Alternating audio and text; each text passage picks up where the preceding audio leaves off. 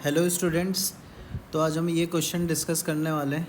ये क्वेश्चन आया था अपने पास जेई एडवांस 2025 के पेपर में। ठीक है, तो देखो इसके अंदर रिएक्शंस अपने को दे रखी ऑर्गेनिक केमिस्ट्री का क्वेश्चन है। तो अपन रिएक्शन स्टार्ट करते हैं। सबसे पहले अपने को दे रखा है साइक्लोहेक्सीन और इसके रिएक्शन है HBr के साथ। ठीक है, तो हम लोग पढ़ते हैं हाइड्रोकार्बन में कि एल्कीन के ऊपर इलेक्ट्रोफिलिक एडिशन रिएक्शन होती है। ठीक है, तो एक जगह तो हाइड्रोजन जुड़ेगा और एक जगह ब्रोमीन जुड़ेगा। ठीक है, तो अपने पास पहला प्रोडक्ट इलेक्ट्रोफिलिक एडिशन रिएक्शन से ये आ गया। सिंपल इलेक्ट्रोफिलिक एडिशन रिएक्शन है। ठीक है, कहीं पे भी Br अपन जोड़ सकते हैं, कोई दिक्कत नहीं है। उसके बाद ये जो प्रोडक्ट बना है ना अपने पास, इसको बोला है कि ये P होगा। ठीक है, फिर P के बाद उसने बोला है कि जो अगली रिएक्शन है वो फिंकलस्टीन रिएक्शन है। देखो फिंकलस्टीन रिएक्शन क्या होती है। फिंकलस्टीन रिएक्शन में अपन एल्काइल आयोडाइड का प्रिपरेशन कराते हैं और उसके साथ रिएक्शन कराते हैं अपन सोडियम आयोडाइड और एसीटोन के साथ रिएक्शन होती है किसकी, एल्काइल क्लोराइड और एल्काइल ब्रोमाइड की। ठीक है, और इसमें हम लोग क्या बोलते हैं, SN2 मैकेनिज़्म फॉलो होती है। सिंपल SN2 मैकेनिज़्म फॉलो होती है। सब्स्टिट्यूशन हो जाएगा, ब्रोमीन की जगह कौन आ जाएगा, आयोडीन आ जाएगा सब्स्टिट्यूशन रिएक्शन करके। और हमें बोला है कि ये जो प्रोडक्ट है वो Q हो गया। ठीक है, सिंपल सी फिंकलस्टीन रिएक्शन हो गई।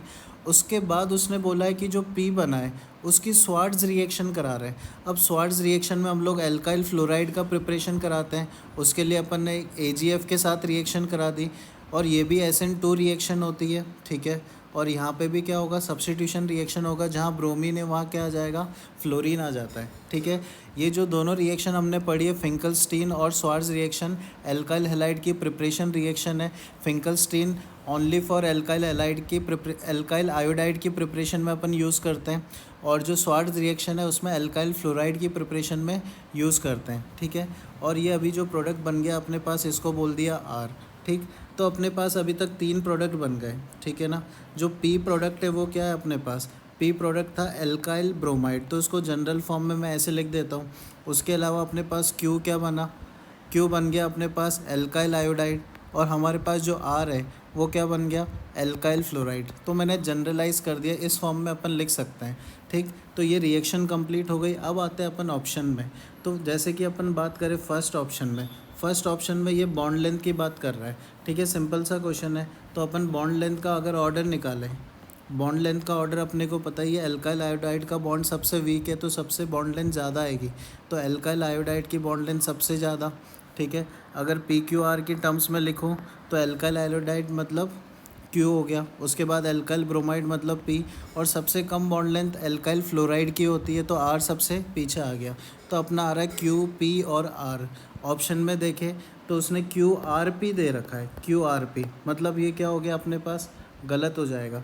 तो फर्स्ट ऑप्शन अपने पास क्या हो गया, गलत हो गया। ठीक है, इसको क्रॉस कर देते हैं। अब आते हैं सेकंड ऑप्शन में, बॉन्ड एंथैल्पी का ऑर्डर पूछा है। ठीक है, वापस से आते हैं बॉन्ड एंथैल्पी का। सिंपल सा क्वेश्चन है, बॉन्ड एंथैल्पी का जो ऑर्डर होता है उसमें अपन क्या बोलते हैं, एल्काइल फ्लोराइड का बॉन्ड सबसे स्ट्रॉन्ग है, सबसे स्ट्रॉन्ग बॉन्ड है तो R की जो बॉन्ड एंथैल्पी है सबसे ज़्यादा। एल्काइल आयोडाइड का बॉन्ड सबसे वीक होता है तो सबसे पीछे आ जाएगा अपने पास एल्काइल आयोडाइड और बीच में आ जाएगा अपने पास एल्काइल ब्रोमाइड। तो R greater than P greater than Q अपने पास आंसर आ रहा है। तो एक बार ऑप्शन चेक कर लेते हैं, R greater than P greater than Q मतलब ये ऑप्शन अपने पास सही आ गया। ठीक है, फिर आते हैं रिएक्टिविटी टूवर्ड्स SN2। तो ये भी एक बार सिंपल सा वापस से क्वेश्चन आ गया। तो SN2 पे अपन बोलते हैं जिसका बॉन्ड वीक है उसकी रेट सबसे ज़्यादा होगी, जल्दी से ब्रेक होगा। सबसे वीक बॉन्ड यहाँ पे एल्काइल आयोडाइड का है तो Q की रेट सबसे ज़्यादा। ठीक है, सबसे स्ट्रॉन्ग बॉन्ड किसका है, RF का, तो सबसे कम रेट है और बीच में आ जाएगा P। तो अपना ऑर्डर आ रहा है QPR। बाकी ऑप्शन में देखें तो QPR नहीं दे रखा है मतलब ये ऑप्शन भी क्या हो गया, गलत। ठीक है, अब आते हैं D ऑप्शन में। अब D ऑप्शन में बोला है कि pKa की वैल्यू इनके conjugate acid of the leaving group. क्या मतलब हुआ इसका, देखो ये जो अपने पास लिविंग ग्रुप है, यहाँ पे लिविंग ग्रुप कौन कौन है अपने पास, लिविंग ग्रुप है फ्लोरीन माइनस, ब्रोमीन माइनस और आयोडीन माइनस। ये 4 लिविंग ग्रुप है अपने पास PQR के अंदर। अब ऐसा बोला है कि अगर इनके मैं एसिड बना देता हूँ, ठीक है, इनको H+ देके, तो यहाँ पे HF बनेगा, एक HBr बनेगा और एक क्या बनेगा, HI बनेगा। हमें इनके पी के वैल्यूज़ की ऑर्डर पूछा है। तो एसिडिक स्ट्रेंथ की बात करें तो HF की एसिडिक स्ट्रेंथ सबसे कम होती है और HI की एसिडिक स्ट्रेंथ क्या होती है, सबसे ज़्यादा होती है। ये भी अपन पढ़ते हैं GOC के अंदर। और एसिडिक स्ट्रेंथ का जो ऑर्डर है उसका उल्टा ऑर्डर होता है किसका, PKA का। तो PKA का ऑर्डर क्या आ जाएगा, HF का PKA सबसे ज़्यादा, ठीक है। जिसकी एसिडिक स्ट्रेंथ ज़्यादा उसका PKA सबसे कम होता है। तो PKA का ऑर्डर HF, फिर HBr, फिर HI। QPr के रिस्पेक्ट में लिखे तो अपने पास फ्लोरीन वाला था R, तो इसको मैं R, और आयोडीन वाला अपने पास था Q, तो यहाँ पे Q और ये बच गया P। तो जो ऑर्डर है फाइनली अपने पास आ रहा R greater than P greater than Q। तो ऑप्शन में देखिए RPQ आ रहा है क्या, नहीं। ऑप्शन में RPQ नहीं है, RQP दे रखा है, मतलब ये भी क्या हो गया अपने पास, गलत हो गया। तो अपने पास फाइनली अगर आंसर की बात करें तो एक ही सही आ रहा है जो कि B ऑप्शन हो गया, ठीक है।